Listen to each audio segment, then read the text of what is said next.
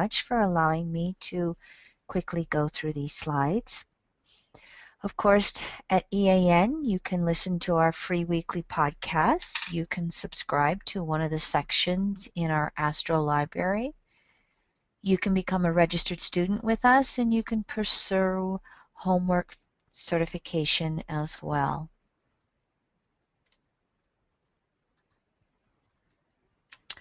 In our Astro Library, we have taken a dozen years worth of material and divided it up into 3 different sections between myself, Kim Marie, and several other evolutionary astrologers around the planet.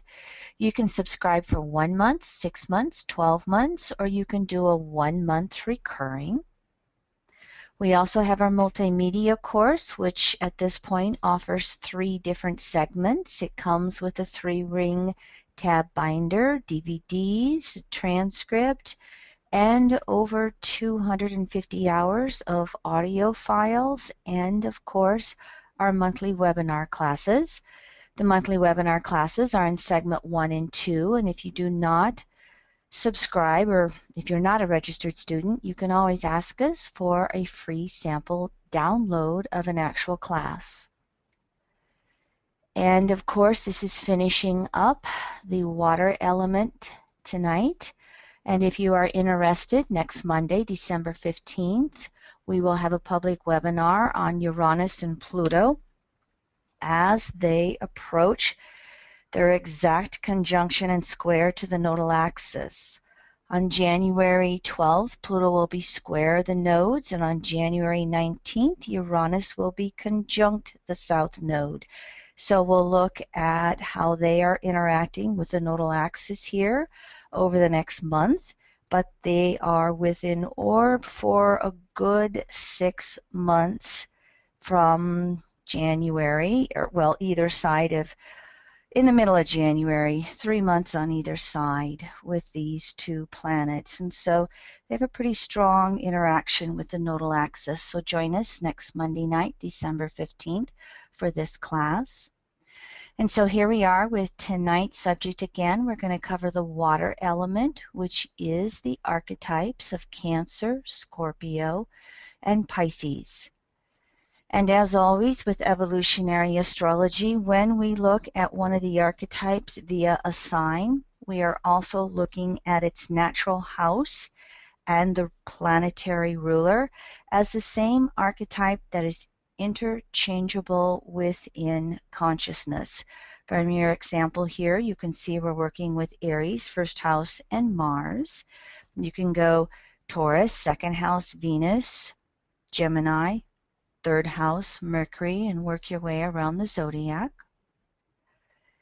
What we are working with in this series with the 3 modalities and the 4 elements is actually dividing the circle by 12, or the 12 archetypes of the zodiac.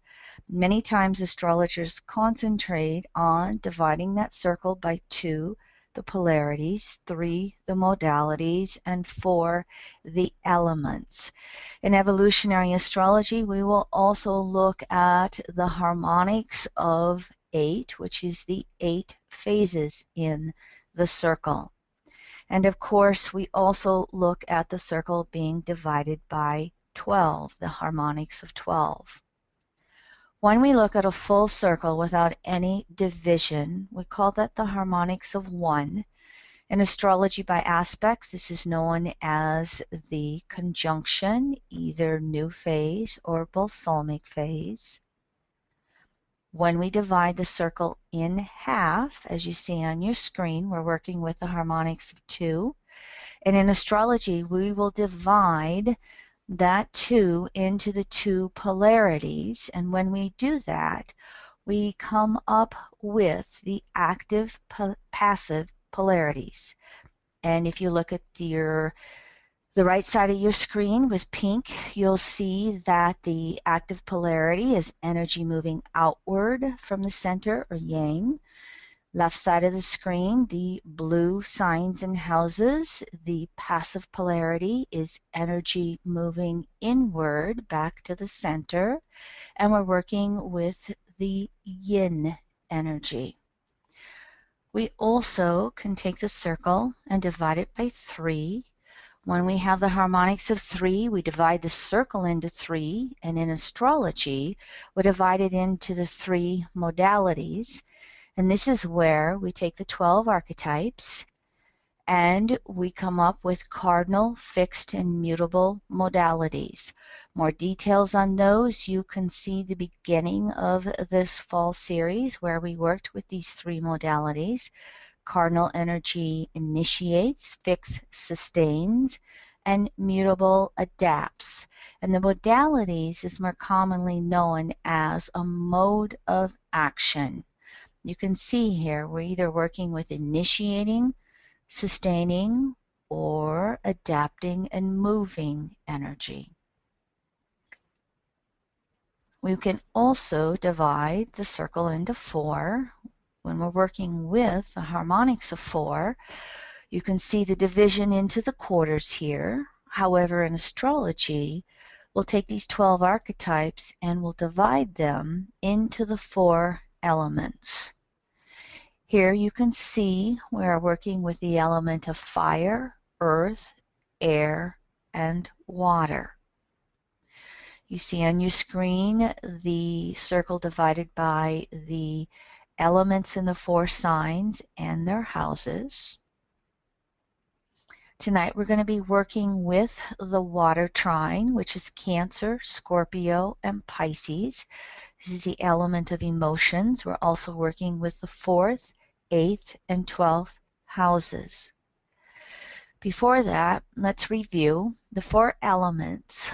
The fire element is spiritual, earth element is physical, air element is mental, and the water element is emotional. And while the modalities are known as a mode or quality of action, the 4 elements are commonly called a temperament, how we move the energy of the 4 elements through us. Are we thinking? Are we feeling? Are we into the practical of earth? Are we getting the spark of fire via spiritual? When we look at these 4 elements and compare them to the harmonics of 2, the polarities, we can see that the fire and air elements relate to active polarity. We can see that the earth and water elements will relate to the passive polarity. We can also then take the 3 modalities and the 4 elements, and when we look at them with the harmonics of 12, we can see that we have 1 each. The 3 modalities contain 1 of each element, and the 4 elements contain 1 of each modality as you see them on your screen. And so, when we move into the element of water and we're working our way through the element of emotions, we are coming up with a temperament of feeling our way through life. We're familiar with the 4 elements. We're familiar with the element of water and how it relates to the fluidity of the emotions, from being a calm lake to a running stream to a hurricane to the vastness of the oceans that we work our way through. On planet Earth, the element of water can appear in 3 different types of forms. We can have water that is so warm, so hot, it becomes steam or gas. We know water in its most common form as liquids, be it a glass of water, be it, again, a lake. Water always needs a container. When we work with it being cold enough, combining with earth, we will have water in its frozen form, which we will know as ice. And these three forms of water ebb back and forth. If there's any element of the universe that is always in constant state of motion, it is water. And that is the homeostasis of the water element, which is being able to be comfortable as it ebbs and flows and changes form from hot to cold.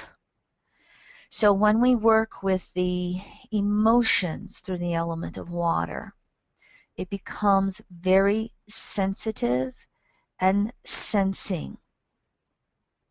Water can relate to fire. When it runs into fire, it turns into the steam and gas. When it runs into earth, it slows down so slow, it becomes frozen, and everything in between. Air will stir up water and create the hurricanes that I talked about just before. So that's looking at it physically. So looking at it again from the element of our emotions is being able to just be empathetic, sympathetic, moving around, through, with, merging another form, another human being, another species.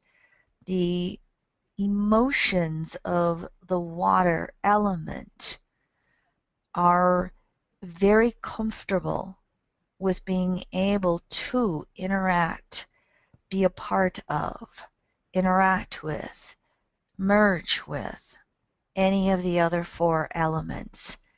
And as we reflect back on our humanness, just think for a moment, regardless of where your moon sign is, regardless of your Pluto house, think of how you, when you come into contact with another form, another human, an animal, a plant, the earth itself, think how you pick up on that energy, whether you're aware of it in the moment or it's something you become aware of afterwards. Think of how you yourself are always ebbing and flowing with all the other forms on planet Earth. Think of your human body.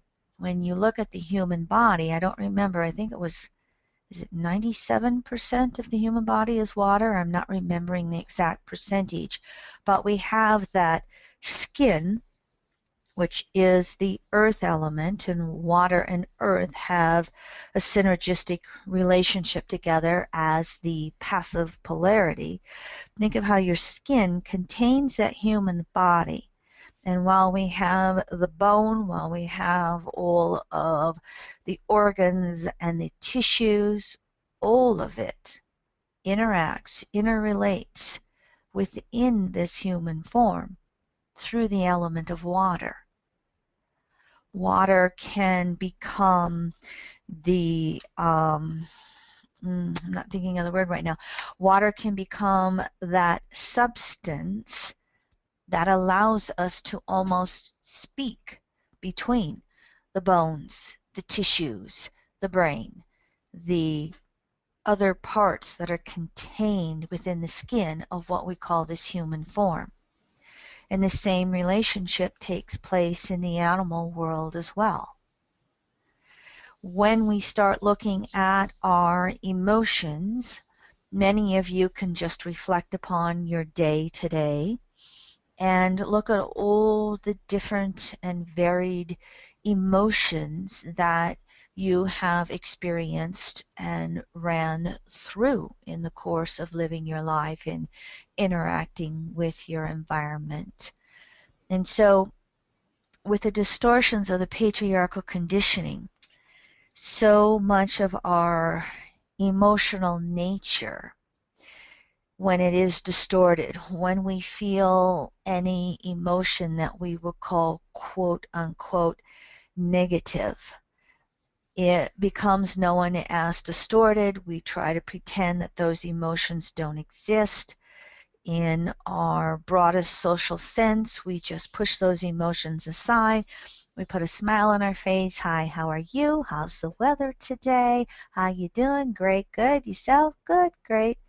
And we just kind of toss any of that emotional environment that is distorted or quote unquote negative. We just kind of push it under the rug.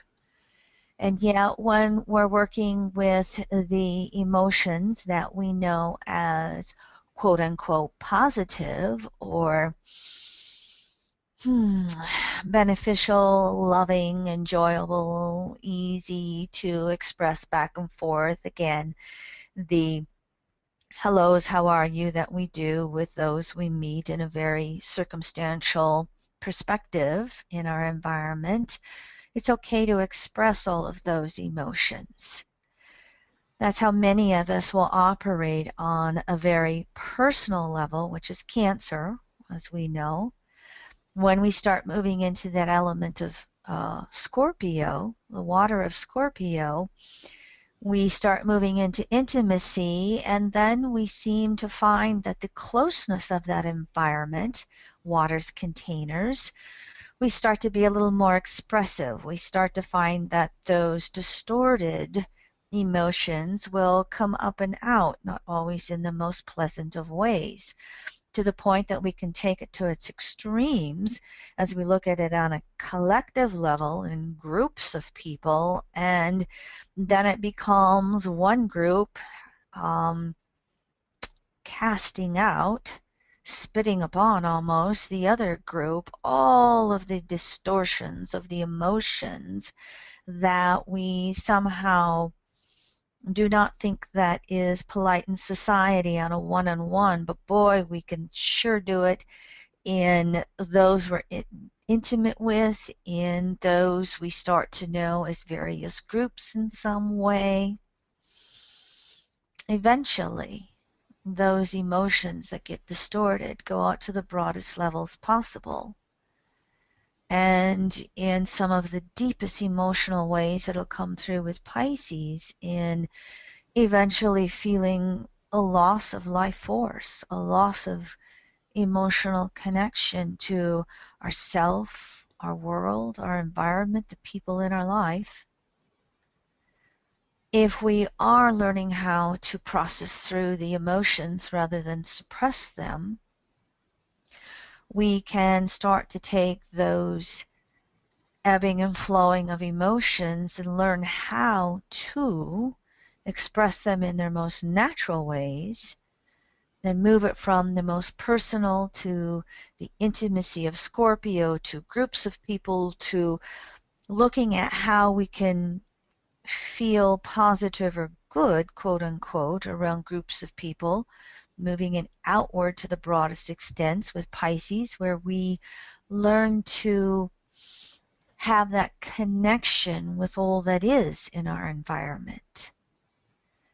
And so there is much about the element of water and all its emotions that we're going to see is ebbing and flowing from we're connected or we're not connected.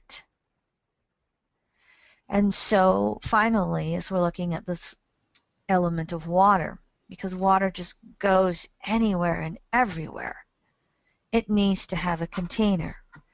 And that's where the element of earth comes into the connection with water, because it provides the container on planet Earth, which again, most of Earth is the physical land and environment. Well, excuse me, most of what we see on the surface of Earth is water.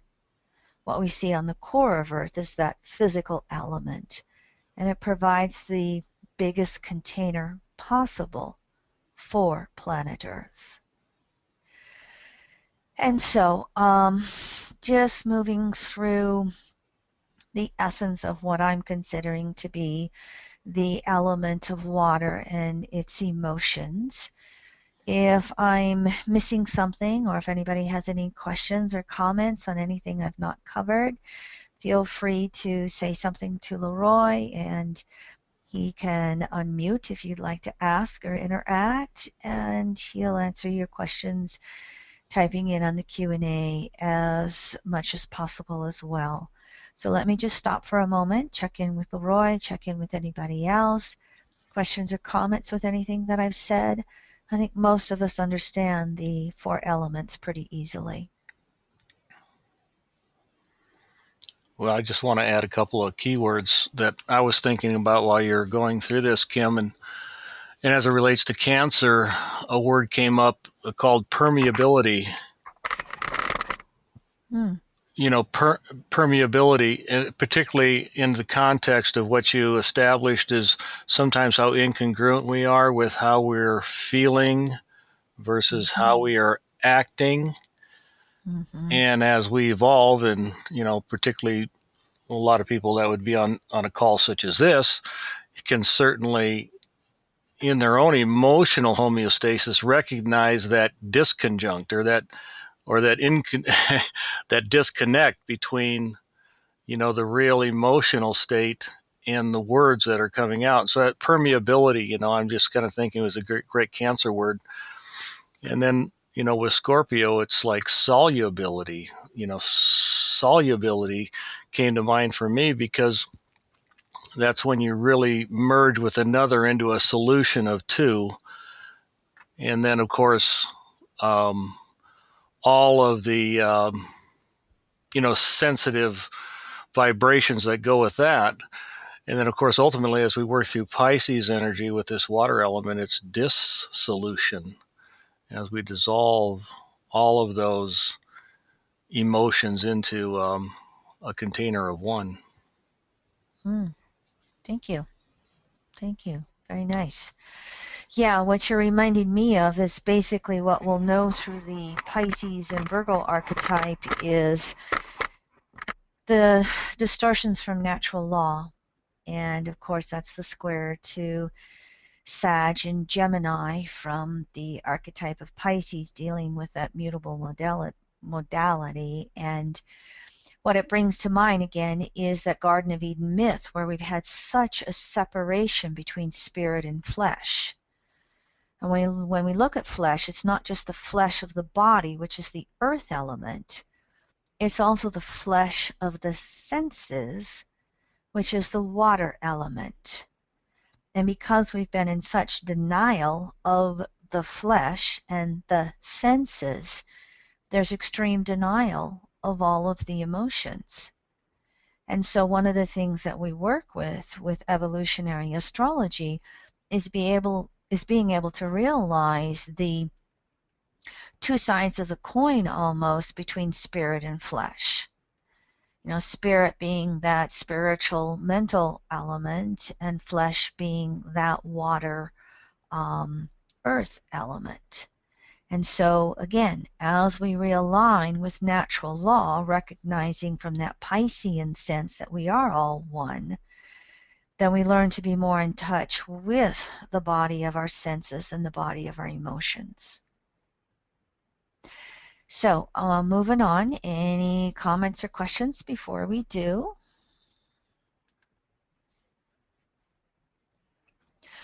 I made my notes for my 3 water signs before I realized I didn't add in the distortions, and yet I think we can look at the words that we have here on your screen and be able to pick them out. When we work with the first of the 3 water elements, Cancer, which is also 4th house in the ruler moon, again, with all 3 water signs tonight, we have passive polarity.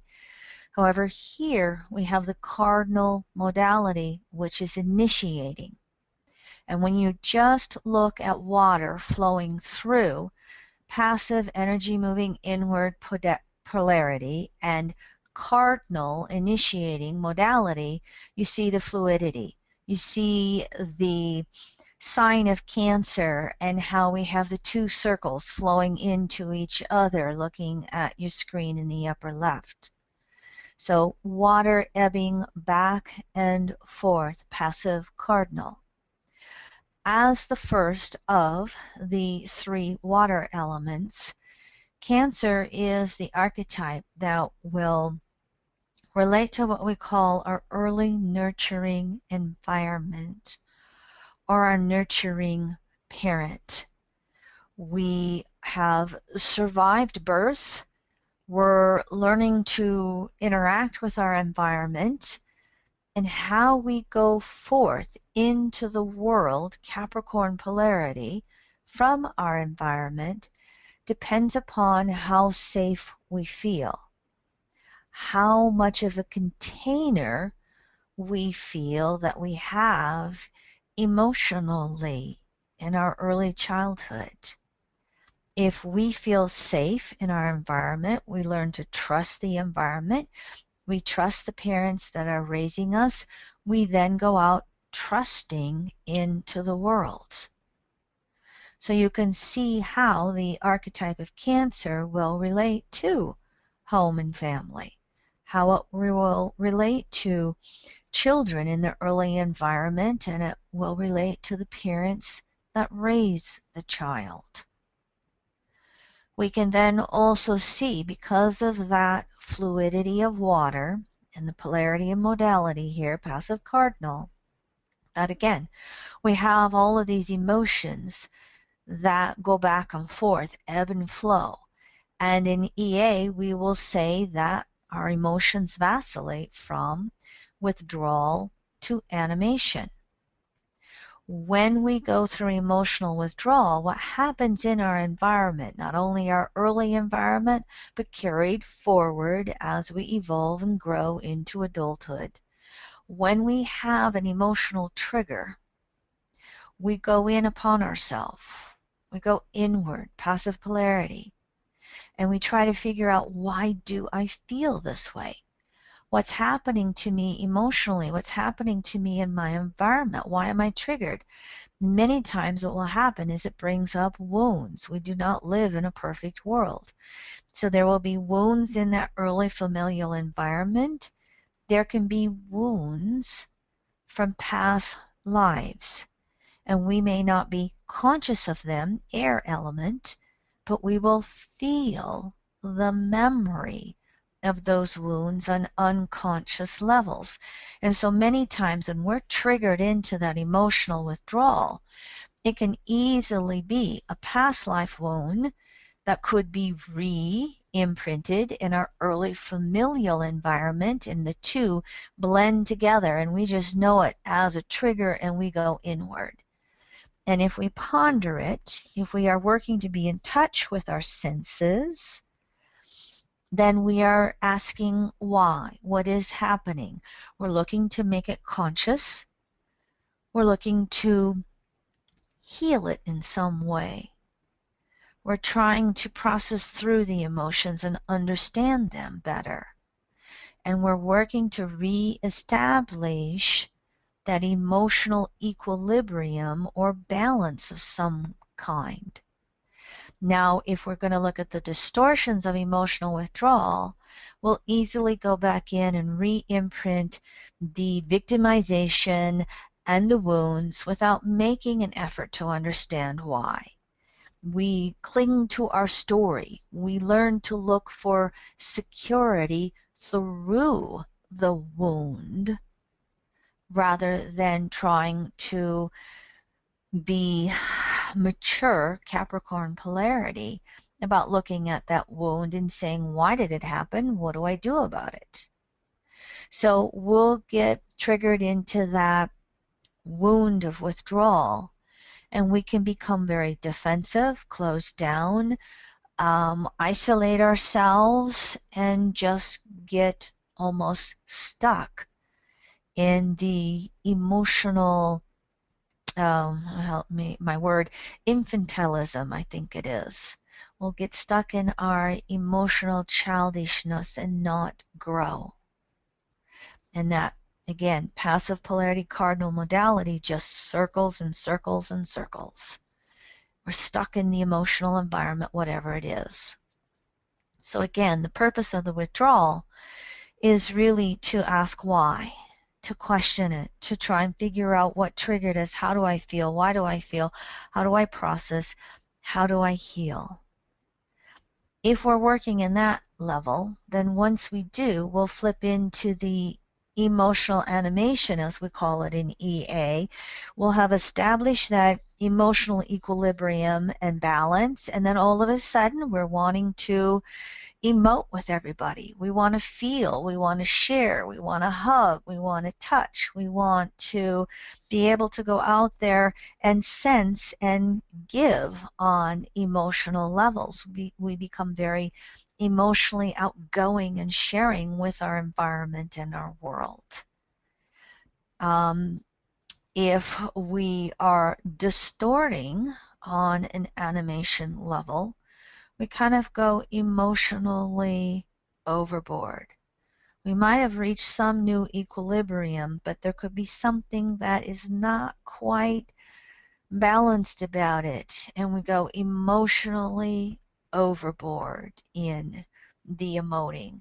And we can go through the extremes of withdrawal animation. Sometimes that can be called bipolar. Sometimes that can be called passive aggressive. You can use any. You can use those two words with any of the emotional or water element. You can use it with air. I've never looked at a lot of our classifications of diseases as being limited to one element or one modality. It many times is understood multiple ways, including modalities and elements. But the whole purpose, when we go through all of these emotional vacillations, is to be able to achieve through the archetype of Cancer, fourth house, and ruler moon, is what we would call emotional self-reliance.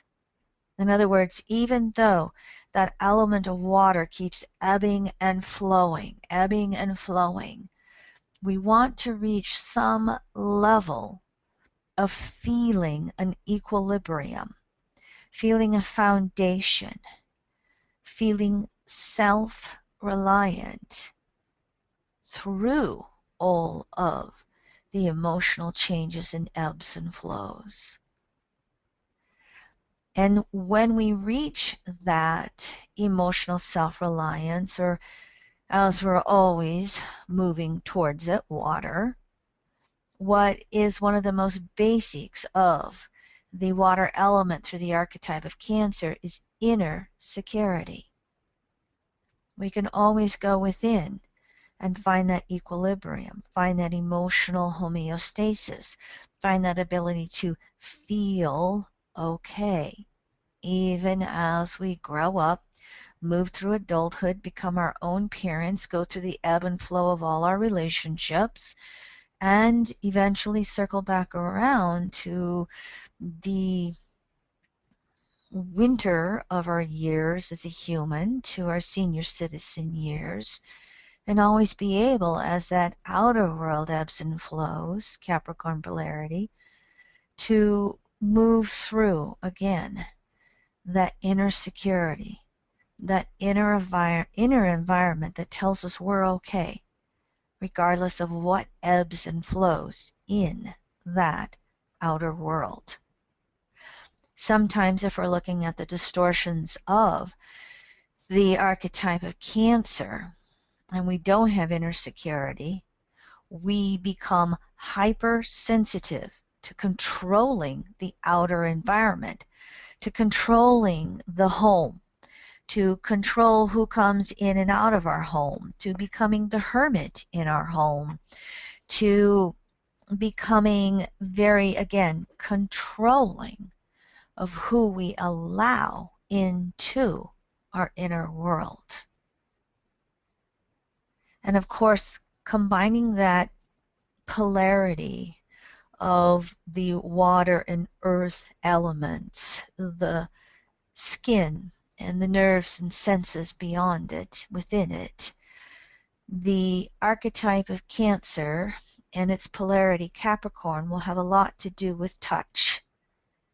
Just think of how when somebody touches you and it's the lover and it's such a soothing, easy touch. Or it's somebody that you perhaps don't get along with the best, and they touch you and your skin jumps. You jump out of your skin, as they call it. Think of how just the touch of the skin by someone else, or you touching someone else, think of how easily you immediately move into emotions of some type. So that whole element of touch not only belongs to the archetype of earth, it also belongs to the archetype or element of water. And in natural law, it is the emotions, it is the element of water that moves us back to what is natural and healthy for ourselves. So anything that I've not touched upon that anybody has questions or comments on before we move into our chart example?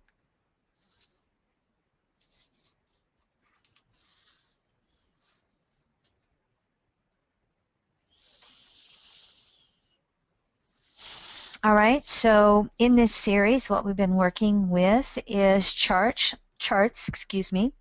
from the entertainment industry of mainly actors and musicians, because these are people that most of us already know, so we can simplify a lot of the environmental conditioning here. So this is the chart in the Cancer archetype for the actor Harrison Ford. Birth data is July 13th, 1942, 11:41 a.m., Chicago, Illinois, and the rising sign or ascendant is 2 degrees Libra, 46 minutes. And so when we start to look at this chart, we see that we have the whole archetype of Cancer on the midheaven, on the top of the chart. We have 4 planets in the sign of Cancer. We have Mercury 1 degree in the 9th house. Jupiter is 7.5 Cancer. We have a Sun conjunction with the Moon, new phase between 20 and 23 degrees Cancer. So ruler Moon is in the sign of Cancer, its own rulership. And so as we're working with Harrison Ford, most of them will know him from the Star Wars series, Han Solo, who did the romantic male part in the series. And we will also know him from the Indiana Jones series, in which he, played the male who was always on a treasure hunt and, oh, by the way, always got the girl as well.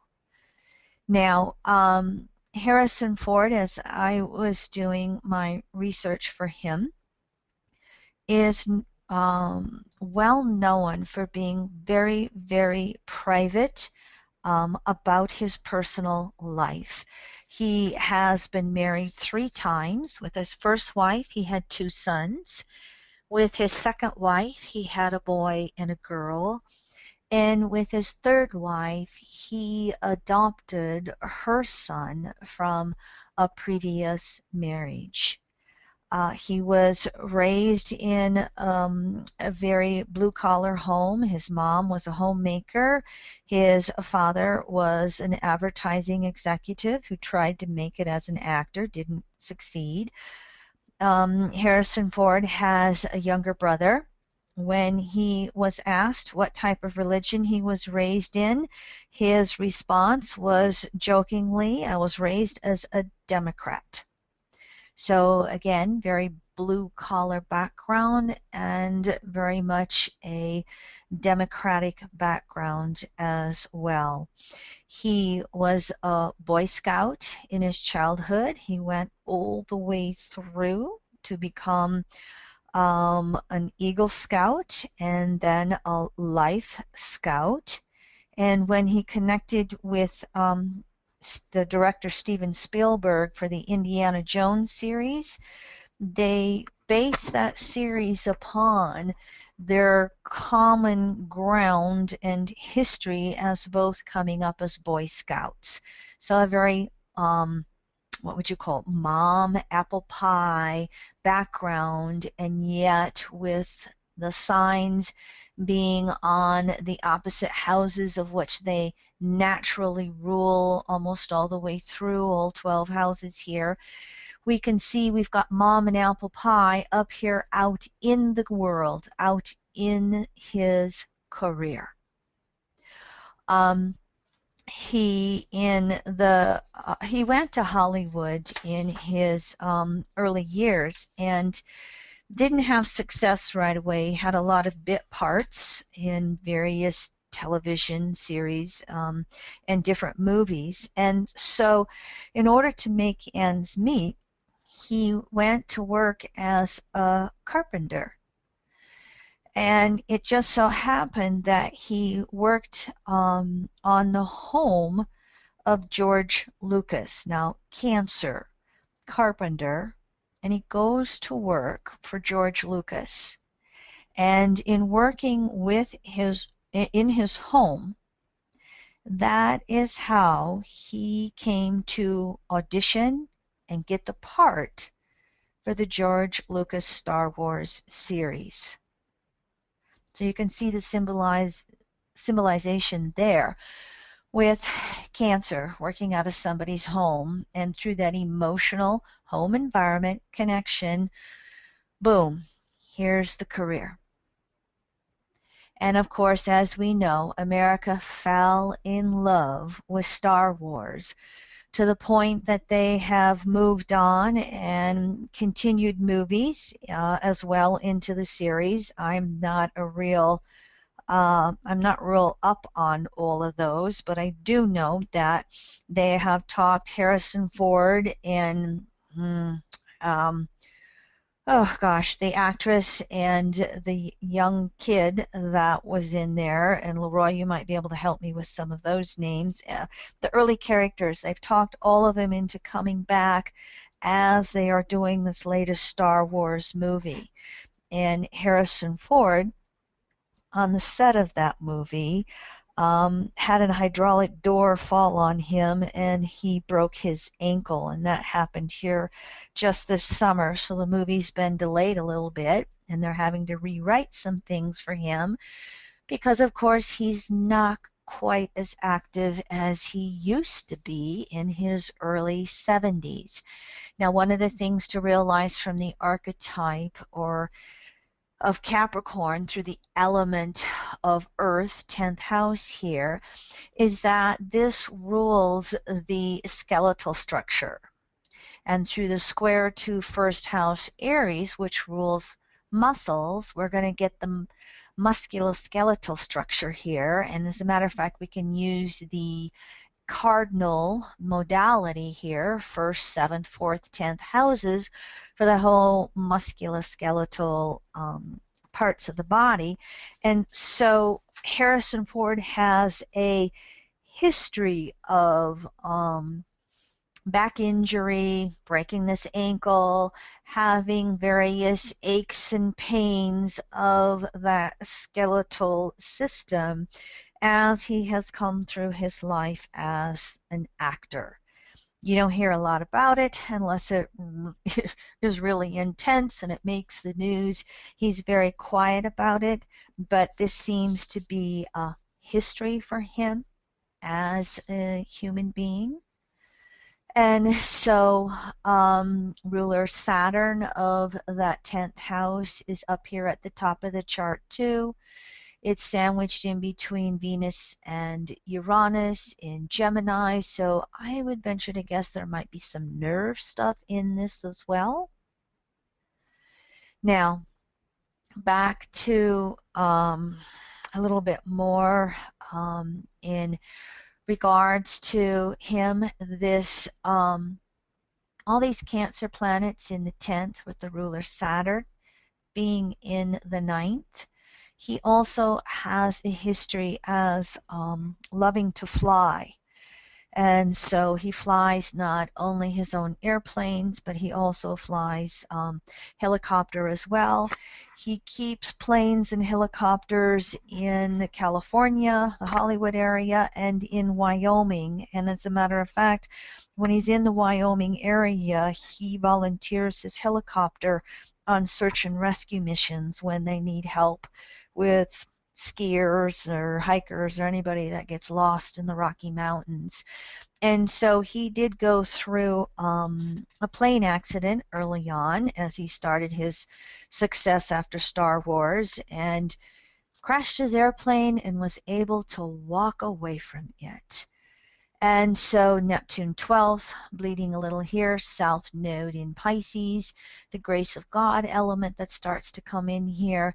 He was a Jupiter, good luck up here in Cancer at the top of the chart. He was able to walk away from the plane crash with barely a scratch, so they say. He has, again, had a history of wounding himself in various ways, but it's almost hard to get a lot of information from his life because there is so little that he shares with anybody else. I would say that chances are he's probably very close to his family. He is probably close to the children, communicating with them. I've not heard of any scandals with 5 kids and 3 different partners. You've not heard of any scandals as you sometimes do with famous people's children and all the entitlement that they grow up with. And so as I start to wind down here, if anybody has any questions or comments with anything, you're more than welcome to chime in or ask me a question. Anything you see that I'm not covering. Basically, when I looked at his chart, I thought, here is someone who is so well known and so loved. You've really not heard of very many scandals for him. And that's where that Cancer is very, again, contained with that inner world, contained with home and family, contained with that home environment, even as you look at Mercury and Jupiter at the top of the chart. Mercury's balsamic Jupiter. And so when do I share and when do I not share? And then the ruler of those 10th house Cancer planets by house, Saturn, up there in Gemini 9th, and he does his talking through his flying. So it'll be interesting to see how the public relates to him as this latest issue of Star Wars comes out. He also did, I should say this in regards to the whole Cancer planets in the 10th. He also has done a lot of series where he plays the hero in cop roles, detective roles, CIA roles. He did a lot of that after his Indiana Jones series as well. And the father figure, he comes off as a father figure in many of his roles too. That's probably what we can see, if he didn't, suffer too much injury with his ankle in this latest Star Wars. We should really be able to see him come back in this next movie or maybe a series of up and coming Star Wars movies and really being that elder father. You're right. We might be able to see him really take on that role over the next decade of his life if his health permits. A student on the board wants to get your impressions. It might be a little bit out of the context of this water element subject we're on tonight, but that Saturn, new phase Uranus, and Gemini square the nodes. Any comments about that? Mm-hmm. Mm-hmm. I think that he is probably, we're talking about Uranus 3, Saturn 8 degrees Gemini, their new phase. It is square the nodes of the moon. The resolution node going retrograde as the nodes go is the south node in Pisces 6th. I would say behind the scenes that he is a very, very empathetic fellow. I'd say he kind of carries the set on any movie that he is a part of. He can shine the Leo planets in the 11th house, but that Chiron in the middle between Mars and Pluto kind of calms that down a little bit. And so when you look at these planets, Gemini, ninth house, he probably could tell a lot of tales behind the scenes on a movie set. He probably has a lot of words of wisdom that he shares in his familial environment, that he shares with everybody else. For all we know, he could be into alternative healing, but we're not going to hear a word about it in the public, being a Cancer. He's well known as being a lifelong Democrat, very supportive of the Democratic Party and liberal issues. However, not real outspoken about it. And this can be Saturn calming down the voice, quieting the voice. Uranus in Gemini is not always going to be totally outspoken. We may find that there might be some memoirs that'll be published about him after he departs the physical body. And so I would say his voice is there, but it doesn't have to be real loud. It probably, again, is something that is more behind the scenes. That container Cancer, even up at the top of the chart, Mercury balsamic Jupiter, holding in the voice, thinking before he speaks, balsamic phase to Mercury Jupiter. Now, behind the scenes in the personal environment, if you talk to the ex-wives, I bet you they would say that there would be an anger that would come out. Sometimes, if you remember some of his roles in Star Wars, Indiana Jones, he would bring the voice out. He would be the rebel. Look at him as Han Solo in Star Wars and being the reluctant hero in Star Wars. And so that voice can be there when he wants it to be. He can bring it out for his roles. It's probably there in his early environment. Again, this resolution node, there's something here about him that's going to have, and ruler Neptune, Virgo. Yes, beside the point, but we're back to a water house here and a water sign. There's something here that says, quiet down here on a deeper level. Any other questions, comments in regards to him?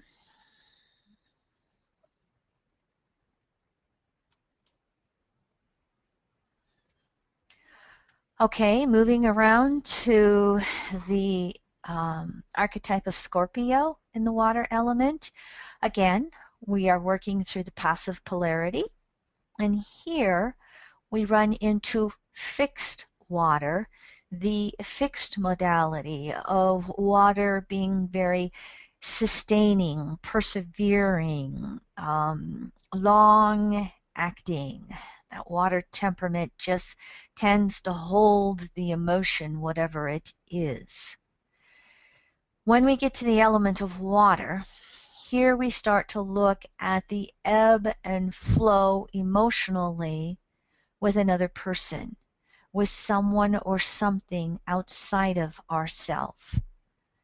And so here is where we start to run into the emotional merging on a very intimate level. With Cancer, it was mom, dad, home, family, early environment. With water, it becomes the intimate other. So Scorpio in EA becomes well known. This is who we commit to. This is our lover, our partner, our spouse on a long-term basis.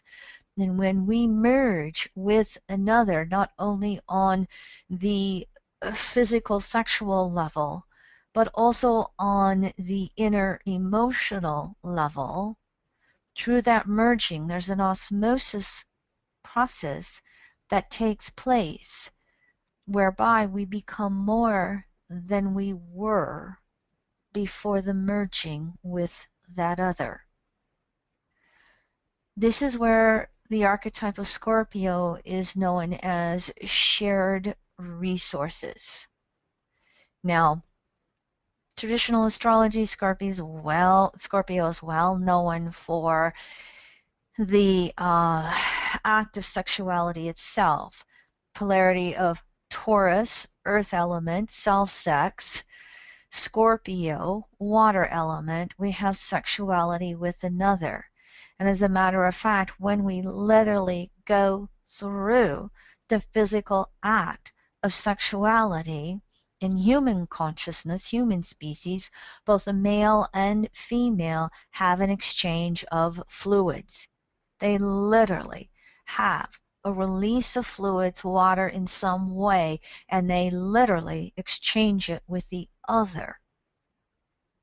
So right down to the most outward manifestation of the water element, we find it sexually in the archetype of Scorpio.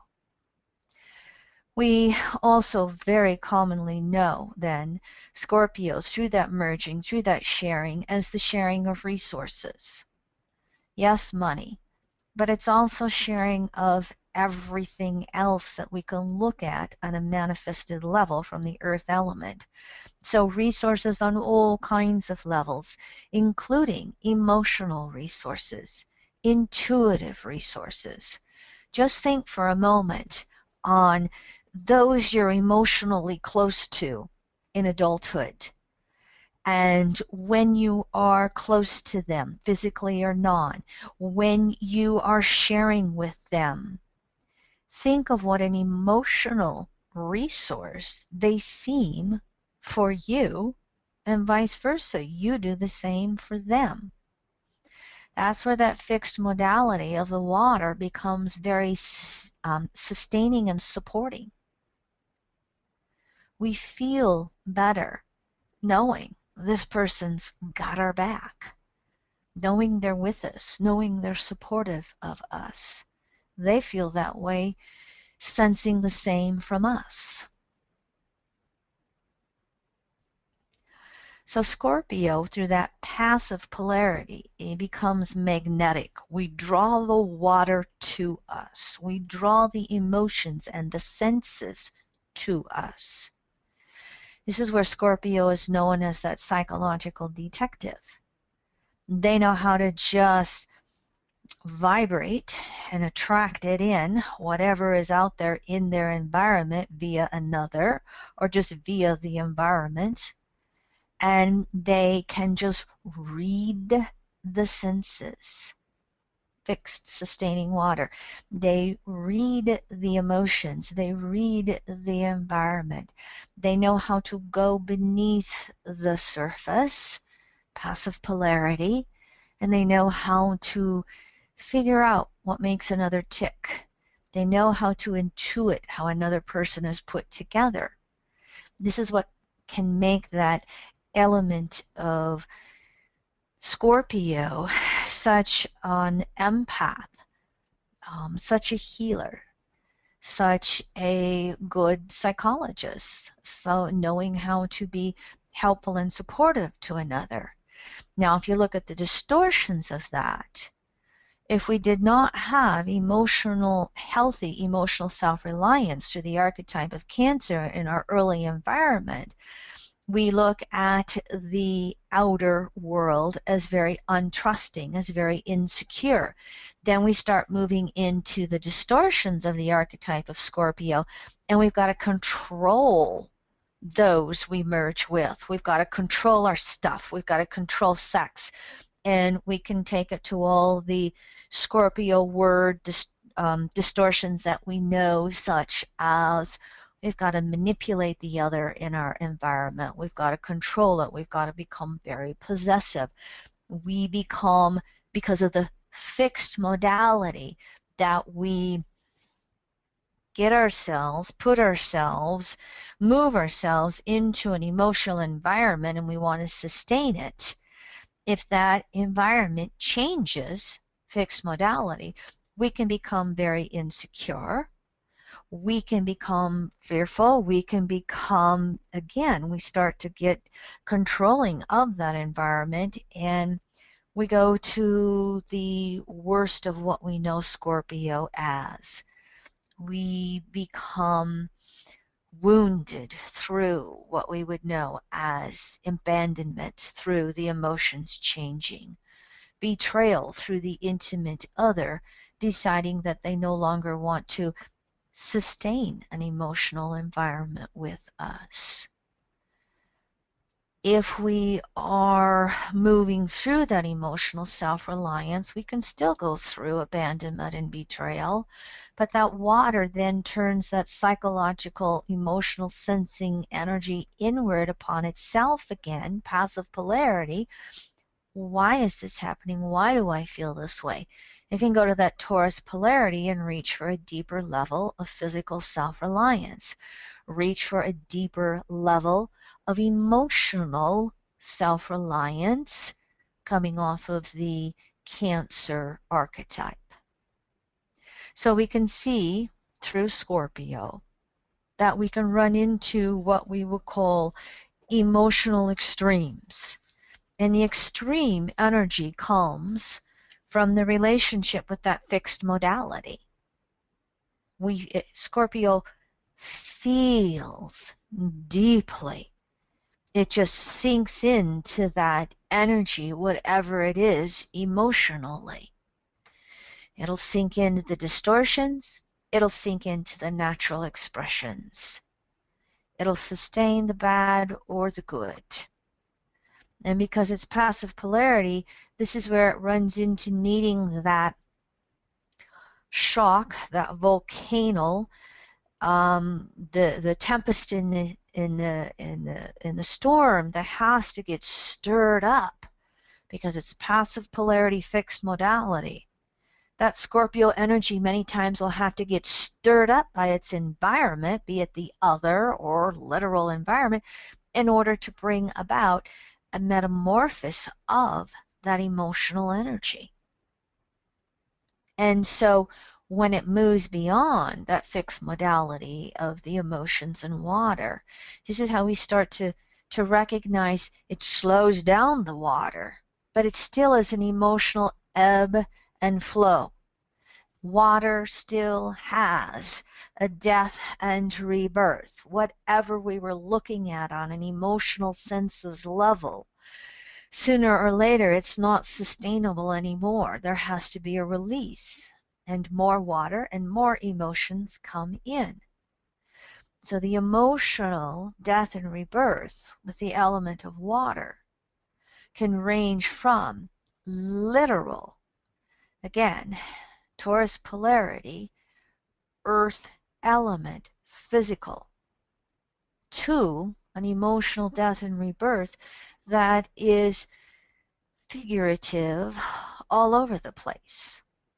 From little, emotional homeostasis in our life to such as how we like to go about our world and our routine and our environment to major recognitions on emotional levels of something that no longer sustains us and opening up to something new that does.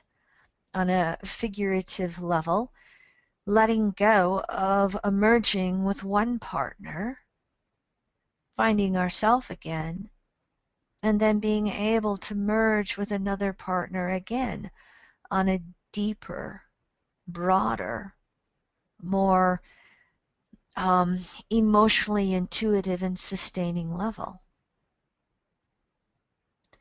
Now, many of you know in evolutionary astrology that the ruler of the water archetype, the ruler of the 8th house, Pluto, in EEA, Pluto is known as the soul and a dual desire nature.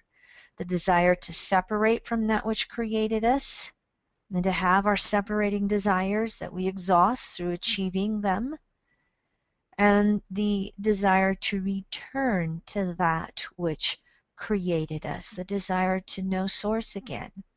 So can you see, through looking at the element of water via Scorpio, can you see how Pluto, as the soul and its dual desire nature, the separating, returning desires and carrying it out, separating, returning forces in the universe, can you see how it is so emotionally based, the element of water?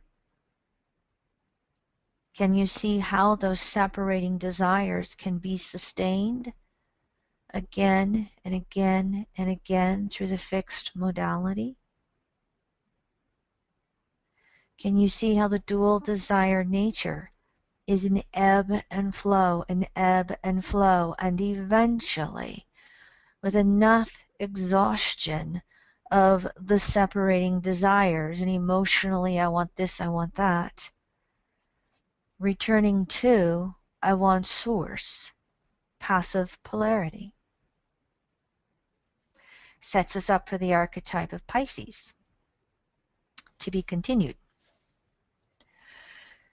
So before I move into my example, any questions or comments, anything that I've not touched upon as I take a moment for a bit of water.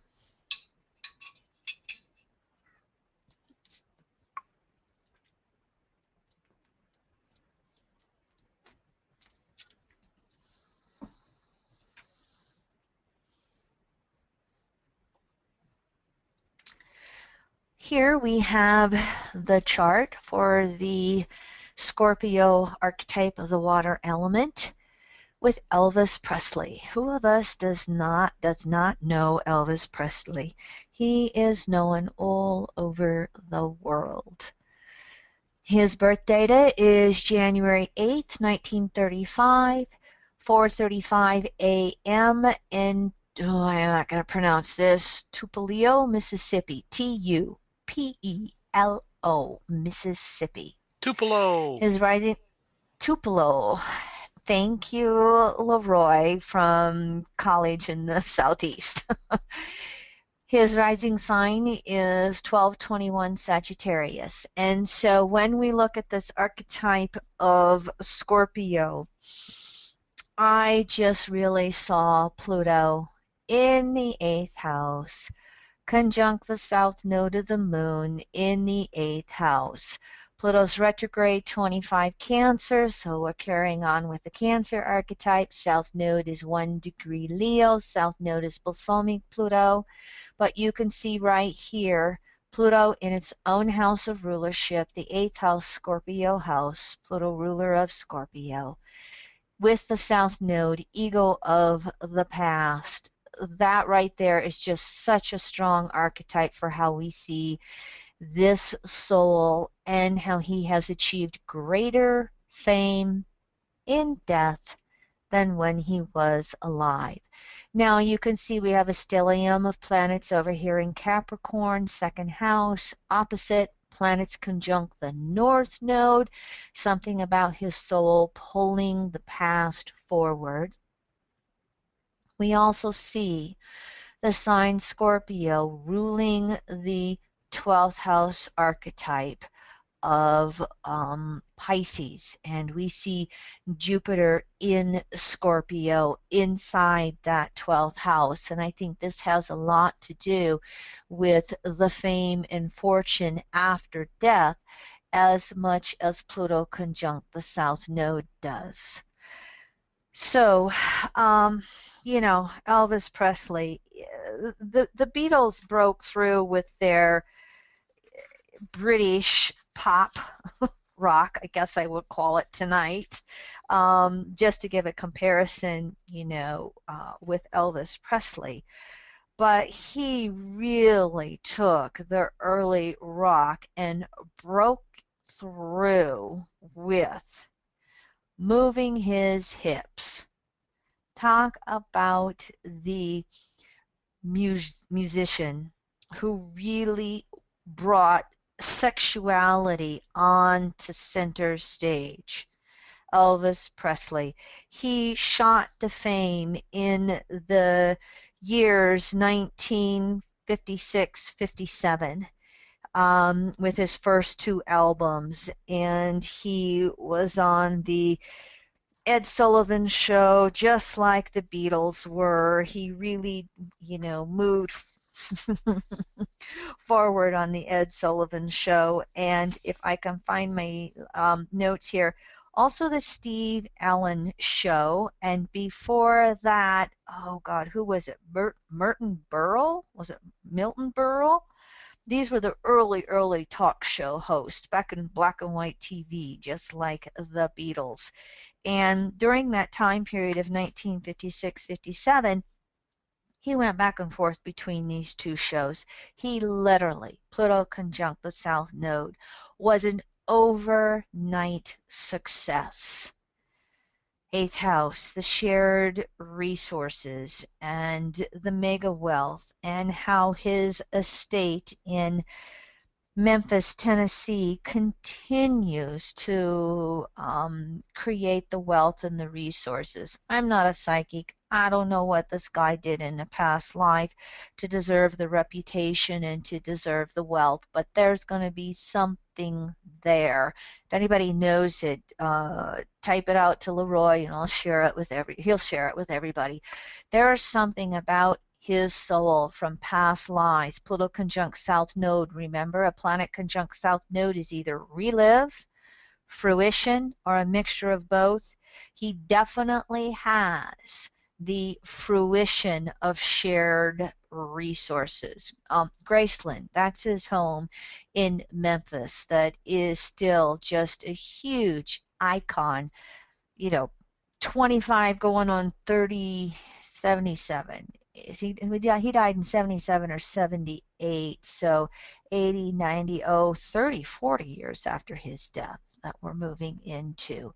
The relive, I would consider his history with addiction and having Jupiter in Scorpio in the 12th house of addictions. Stay tuned with that in our Pisces archetype for more on addictions in general. But he also has a history with alcohol and drugs, and it's pretty much understood that he, died from his overuse of drug substances. And this is where we're looking at some of the distortions with the emotions.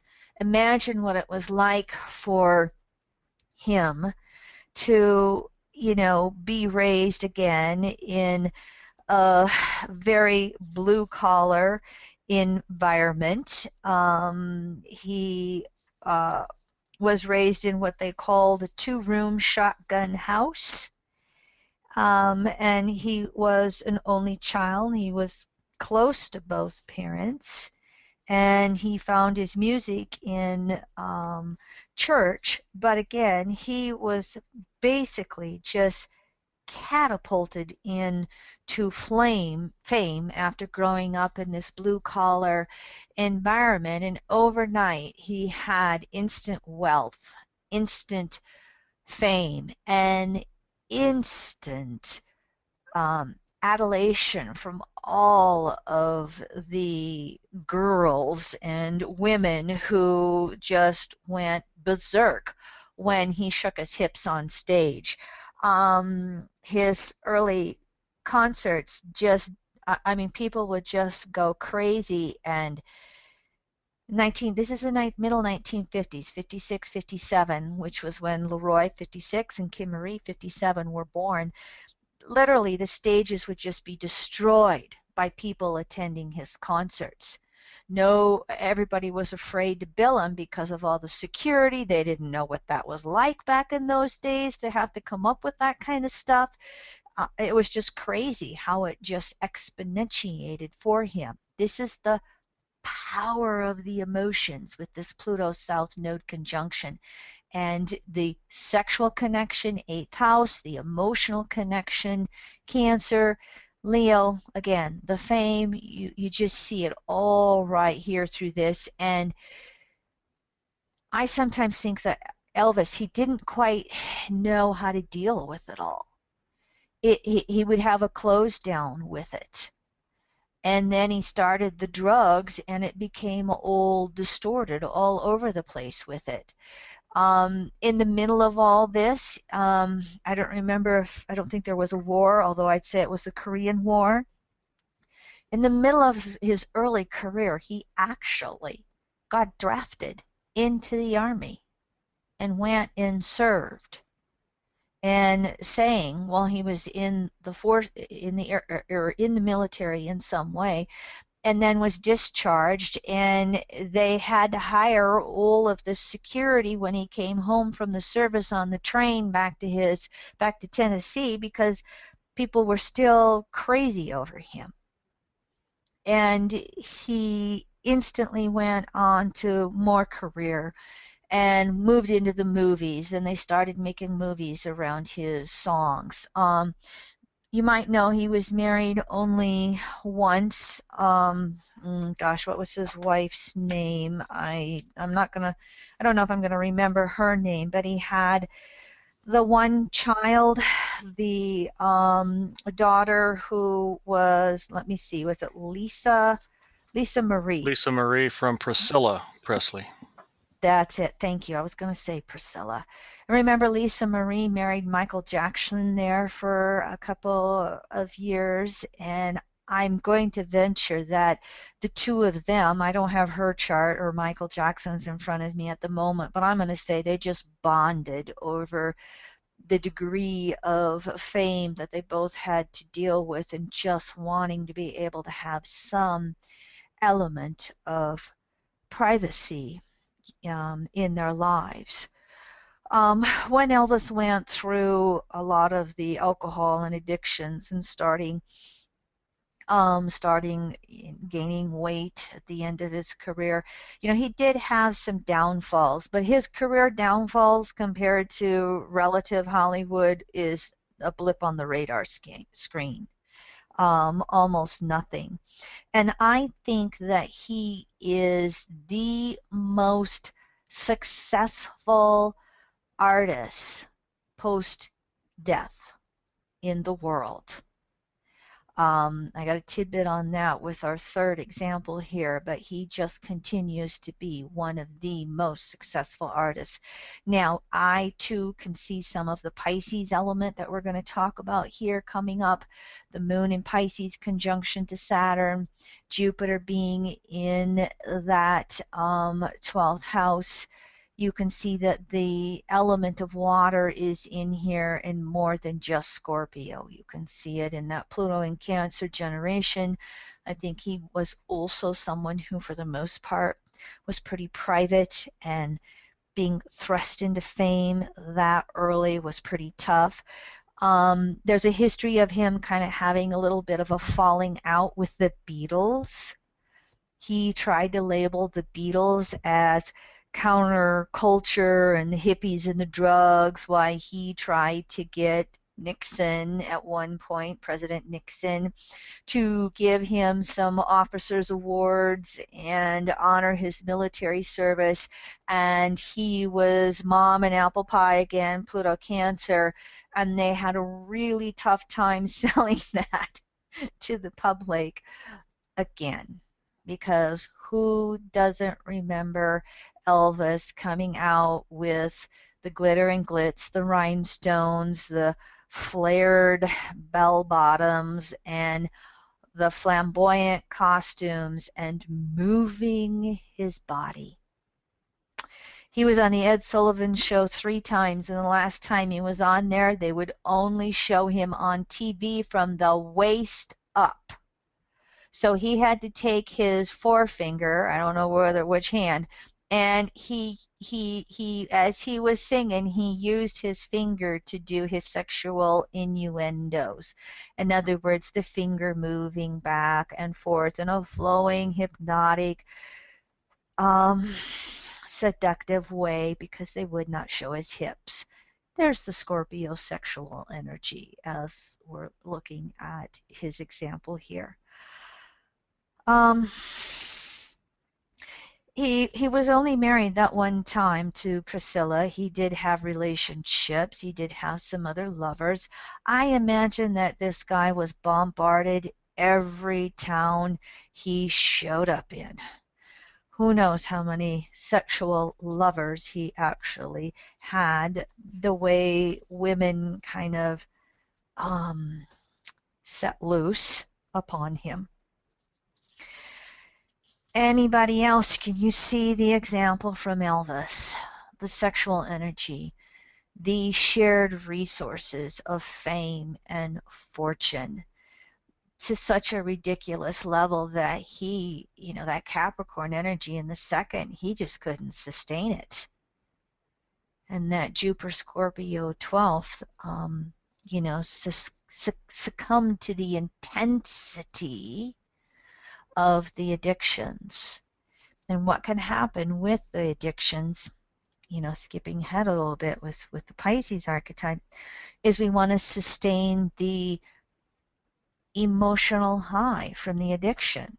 And we want to, nowadays we don't use any of what we would call our alternative substances in a very shamanistic way, Pisces to no source energy. We use it from the distortions as a substitute for source energy. So comments or questions from anybody? Anything that I did not touch on in regards to that? Anything that I've not said?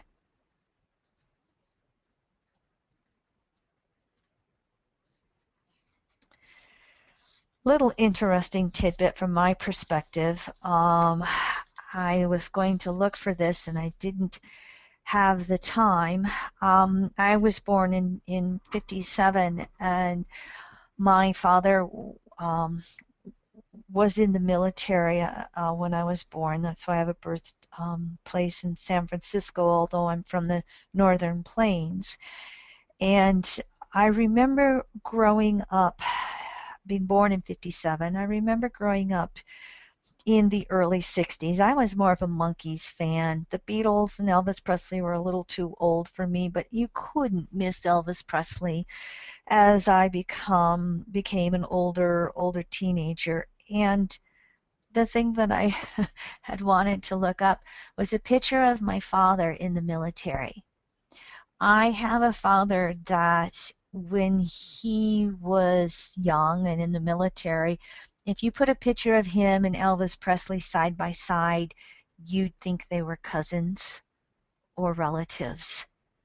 I had a father who had those dark, good looks like Elvis and wore his hair the same way. 1950s when he became famous. And so I always have thought of that little tidbit that, oh, isn't it interesting that I have a father who reminds me of Elvis Presley? So that's my earliest memories of this guy. And that, again, I was a little too young, didn't see him as the sex symbol. My mother never mentioned it. I think she was in love with my father at the time, and she had her own Elvis, so she didn't care. But it's a little tidbit for you that I've always, that's my personal recollection to Elvis, although I did also inherit a lot of his, what did they used to call them, 45s, the 33s and 45s, the vinyl records that my mom's older sisters, my aunts used to have. I remember his songs from my early adulthood years. So, anybody else comments or questions with Elvis as an example of the intensity and power of the Scorpio archetype in the water element?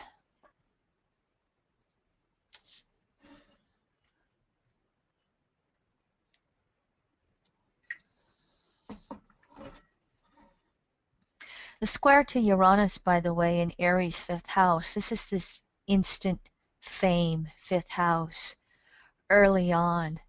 And just the T square with Saturn and Sun, Mercury, Venus, just really not quite knowing how to deal with it. Not really knowing, wanting to rebel from some of that fame and fortune and just find that ability to have privacy. All of the water signs, because water needs a container, all of the water element likes to be able to cocoon and get away from passive polarity, the intensity of the outer world from time to time. Cancer as cardinal modality is going back and forth and back and forth and back and forth. Scorpio as the fixed modality will sometimes just disappear for a while and be the hermit. And Pisces is the mutable modality, can go either or and all over the place. It ebbs and flows, just probably not as intense or fast as the Cancer cardinal modality. And so finally, we're going to come to the archetype of Pisces, 12th house, and ruler Neptune with the water archetype. As we said, passive polarity. Here we start to work with the mutable modality, which is the energy or mode of action of adaptability, flexibility, fluid. So can you now start to see passive polarity, energy moving inward, mutable modality being very fluid, flowing, flexible, and the element of water, the emotions. Can you just see how Pisces can be boundaryless? Can you see how Pisces can just be permeating everywhere with everything? This is the last of the 12 archetypes, and so in evolutionary astrology, we'll know this archetype is universal source on the deepest level. It is the totality of consciousness. It's the collective conscious unconsciousness of all species. Because basically, this archetype contains all 12 archetypes. It contains all 11 archetypes, Aries to Aquarius, that came before it.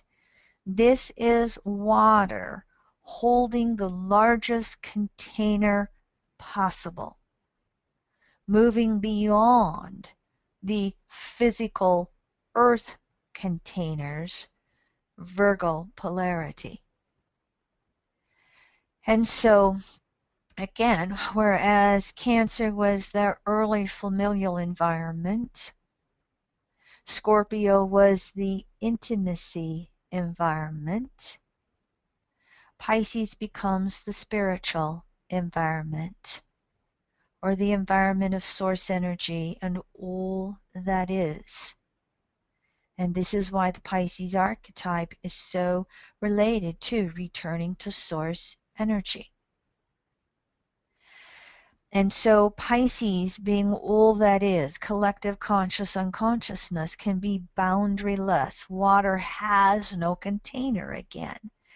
And one of the most basic distortions of Pisces is unhealthy boundaries, boundaryless, having no boundaries, no ability to discern between self and another. And this is one of the basic lessons of the archetype of Pisces and the water element is learning healthy boundaries. What is me and what is the other one? We take that psychological intuitiveness of Scorpio between itself and another, and we bring it on to the last of the water elements, Pisces, passive polarity, mutable modality. And this is where we have the shaman, the healer, the person who is psychic on some of the deepest levels, being able to pick up on anything and everything with anyone and everyone. So if we've not been building a healthy emotional container through Cancer, Scorpio, we're not going to have a healthy emotional container with Pisces. And if we don't have that healthy container and we don't know what's us and what's them, we can easily become the victim. We can easily have others run over us. Passive polarity, mutable modality. So if we don't have that healthy emotional container with and therefore no healthy boundaries, we don't know how to have the Virgo polarity discernment. Yes, no, right, wrong, good, bad, healthy, unhealthy. So can you see how this archetype can then become related to what we would call addictions from substances? Now, in this case, we're not just talking about drugs and alcohol. Via the Virgo polarity, earth element, diet, exercise, and rest, we can become addicted to any substance. We can become addicted to sugar. We can become addicted to unhealthy physical routines. We can become an exerciseaholic. We can become addicted on physical, emotional, mental, spiritual levels. And when we're working with this on some of the deepest levels with the archetype of Pisces, we then have to know that Virgo polarity of yes, no, how to partake or not partake on any level of any substance, down to the basics of food. This is why your Pisces archetype can be so sensitive to anything that is put into the container of the body. I have some of my cliches is that karma is healed when the charge is neutral. So addictions are healed when their charge is neutral. When you can say yes or no, when you can partake and the next time you don't partake, and the next time you partake, and the next time you don't partake, and the next time you don't partake, until you let it go. That's the shedding, that's the releasing on the deepest levels of Pisces. Passive polarity, let it go. Energy moving back to the center. Mutable modality, let it go. And so everything about the archetype of Pisces is about releasing any and all separating desires on an emotional level from the archetype of Scorpio. And then taking the returning archetype or returning emotions of Scorpio and really wanting to have an environment that is source full. And then being able to ebb and flow into the physical and back to non-physical, however it is highest and best for any of us. The cliche, I will, my will, divine will. The distortions is not being able to balance that, not having healthy enough water containers that we have a sense of self, Cancer, we have a sense of other, Scorpio, and we have a sense of self, source energy, guiding us, being the ultimate resource that feeds the water, that senses the water, senses to the emotions.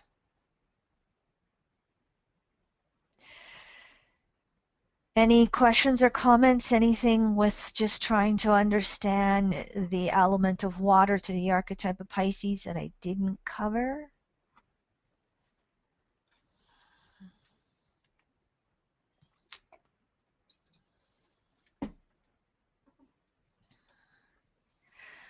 All right, our last example. Kurt Cobain, another musician. Birth data is February 20th, 1967. Born at 7:20 p.m. in Aberdeen, Washington State. The rising sign is 19 Virgo 59. And of course, he's a middle 60s baby, so he has a Pluto-Uranus conjunction, late 60s, new phase, Uranus to Pluto. But where that ascended is 1959 Virgo. He's a 12th house Pluto, a Pisces soul, 1947 Virgo. Pluto is 12 minutes from the ascendant, not 12 degrees, 12 minutes, literally less than a quarter of a degree. He has 5 planets in Pisces. He has Sun at 2 degrees Pisces, Mercury 18 in the 6th house. He has Pisces descendant, 7th house cusp, and he has Chiron, Venus, and Saturn between 24 and 29 degrees Pisces. So Saturn is approaching 29 degrees Pisces. It's 28, just shy of 29 degrees. Saturn is entering the last degree of the zodiac with Pisces. So isn't it interesting? The soul Pluto, 12th house Pluto, tail end of the 12th house, and its structure of consciousness, Saturn in Pisces, second to last degree of the zodiac.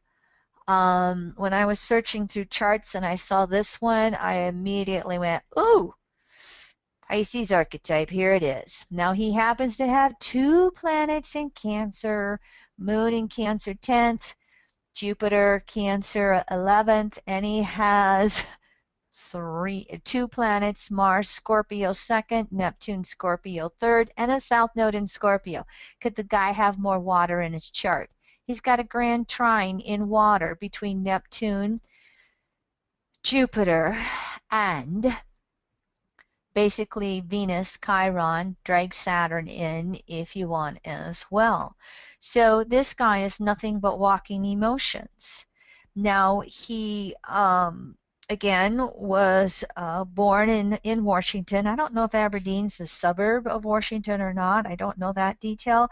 But he came to popularity in the grunge scene with the band Nirvana in the Seattle area. And he belongs to that 27 generation, meaning Janis Joplin, James Dean. You guys can probably think of some more famous artists out there who all seem to have checked out at the age 27, actors, musicians, that whole entertainment industry.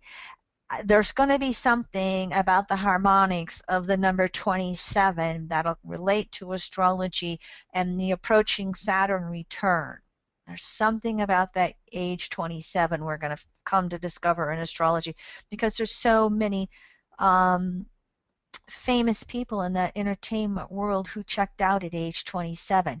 And it's usually a dramatic death. It's usually an addiction, an overdose, an accident, just something that's been dramatic about them not making it to the Saturn return.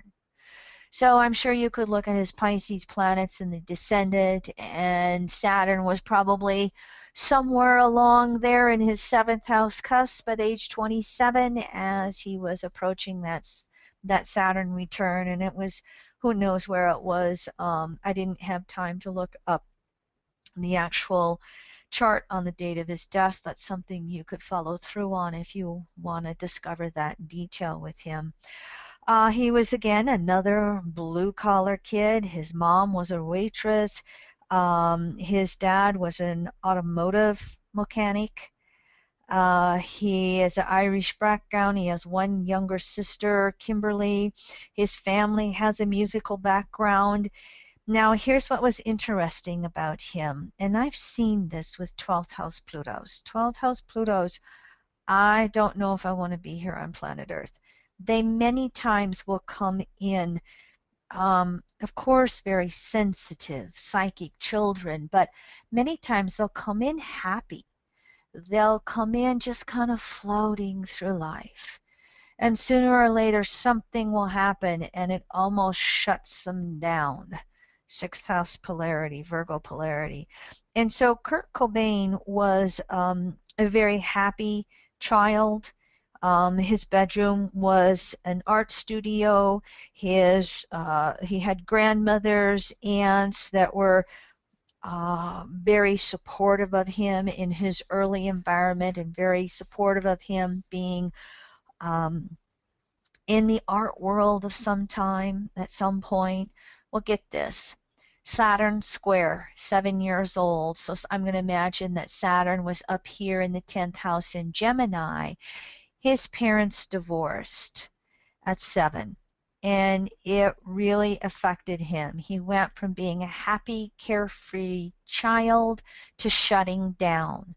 So look at right here. And it's known in a lot of psychological astrology that if you don't bond with the nurturing parent or parents between 0 and 7, when you reach that first Saturn square and you become aware of mortality and the world out there and the authoritarian parent or father figure, this would have been where the transiting Saturn was, Gemini square this Pisces energy.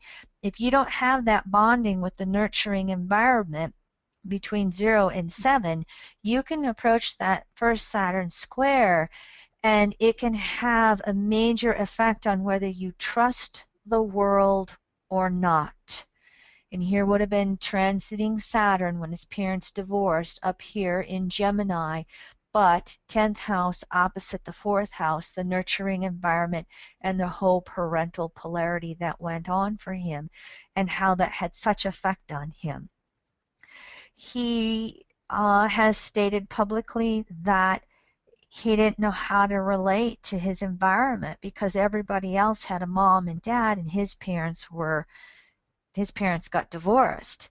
His mom went on and got another relationship, but she dated a gentleman who was abusive, Pisces, 12th house, lack of healthy boundaries. We go into the extremes of abuse. It's not just substances. It can be with others. And so his mom was a victim of domestic violence to the point where she ended up in the hospital with a broken arm. Kurt Cobain, turned into a bully. He tried to have a relationship with his father. It didn't work again. Tried Christianity with his father. Tried Buddhism. That's where the band Nirvana was formed. And he always said that Buddhism, because it wanted to detach itself from the material world, Pisces energy, Virgo polarity, that's why he related to Buddhism. He ended up as a bully, recognizing he couldn't really do it very well. And he started becoming very aware of others who were bullied. So he found himself making friends with gay people. He was accused of being gay. He publicly said he never was. It's just that when he associated with the gay community, people didn't bully him or bug him. He was able to have boundaries, a sense of privacy. And again, you look at this 12th house Pluto here, and then all these Pisces planets. This is someone who could feel so exposed. All that water, wanting a container, and then Uranus. Here's a planet that's not in a water sign or house, and it's right inside the ascendant a few degrees. It's also retrograde. So how do I rebel? How do I break free from this deep container I find myself in? Many of you might know he ended up in relationship with Courtney Love. He ended up in, again, I don't know how you details of grunge other than to me it's real hard rock. And so he ended up in that world, and of course it led to sex, drugs, and alcohol. He was smoking marijuana early on. It led to more and more drugs. I think he basically died of he died of suicide with a shotgun blast to the head. But Uranus, first house, he was well known for abusing drugs and abusing heroin along with his wife Courtney, and there was a lot of controversy around the fact that she supposedly was using heroin with him before she knew she was pregnant with Kurt Cobain's only child, a daughter. And so when this baby was born, um, they actually had, I don't know if it was social services, the court systems, I don't know who, but the little baby girl was taken away from mom and dad when it was born because of all the suspicions and public issues around the drug abuse.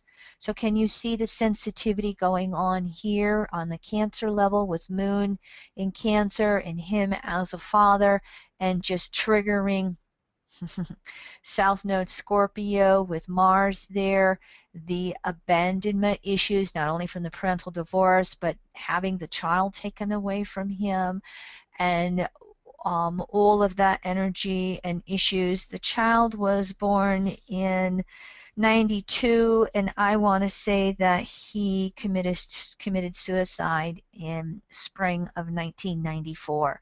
So his daughter was just a very young child at that point. This is the guy who is second place behind Elvis as being very, very successful post death. And as a matter of fact, again, this guy died in 1994. In 2006, he drew ahead of Elvis Presley in the sales of his estate artistry. And then 1 year later, Presley took over as first place again. And so I thought, isn't that interesting? Again, we have another Mars conjunct Scorpio, or excuse me, have another Mars in Scorpio conjunct the South Node in Scorpio. Remember, Elvis was Pluto conjunct South Node in 8th house. So look at this, just being so famous after you're there. Scorpio, death and rebirth, sometimes literal. And planets conjunct the South Node, relive, fruition. So obviously this person has had something, probably many past lives, trying to deal with the emotions. I mean, I don't think I've ever seen a chart with so much water. I thought I had water in my chart. No, this guy probably has more water than I've ever seen in a chart. He was very alternative, again, because of all of his sensitivities. He was very, very supportive of indie bands, grunge bands, underground music. He was very, very supportive of gay rights way before it became popular, supportive of almost everything alternative. But for whatever reasons, this is someone who couldn't quite get his life together and be able to hold healthy boundaries and healthy containers on the ultimate level, Pisces, on familial levels, Cancer, on intimacy levels, Scorpio, on all of the substance abuse issues, Pisces. So, anything that I've not discussed on this chart that you would like me to give some comments on or address with you? He was admitted into the Rock and Roll Hall of Fame the earliest year that he was eligible. So I don't know if it means so many years after your death or so many years after certain record sales or whatever. I mean, 75 million records, and this guy didn't put out a lot of albums. So very, very, very strong, almost, what would you call, devotionistic Pisces following by his age group.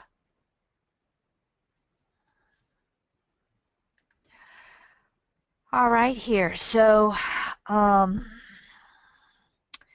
just winding down a little bit. Again, anything with this archetype of Pisces that I've not addressed, or this chart that you'd like me to comment on? Anything on the water element in general, or anything as we finish up this series?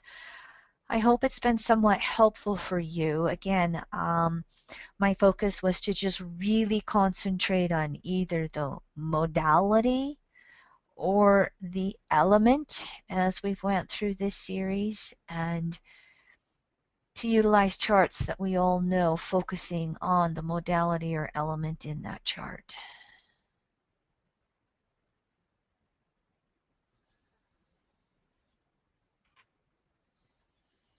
All right, as I'm waiting to see if there's anything coming across from the board, here is one final slide on the water trine, Cancer, Scorpio, Pisces, or 4th, 8th, 12th houses, and that element of water and its emotions. And finally, here are the classes that I have set up. As you can see, going to be a little busy in January. Thank goodness it's cold in the northern plains. Here is next Monday with one more time. Pluto square the nodes, Uranus conjunct the south node as they are active in mid-January. I'm going to work with some forecasting on that. 2015 forecast in January. A little bit longer over Saturn and Sag over the next 2.5, 3 years. And so here are some of our upcoming classes. And finally, if anybody is interested, I will also be teaching a weekend workshop February 6th, 7th, 8th down in the Tampa Bay, Florida area. You can attend this workshop live. It'll take place in a private home right on the ocean. You can also register and receive the recordings and materials after the live event. I thank you all for moving with me through this 7-part series on modalities and elements through October, November, December of 2014. Any final comments or questions?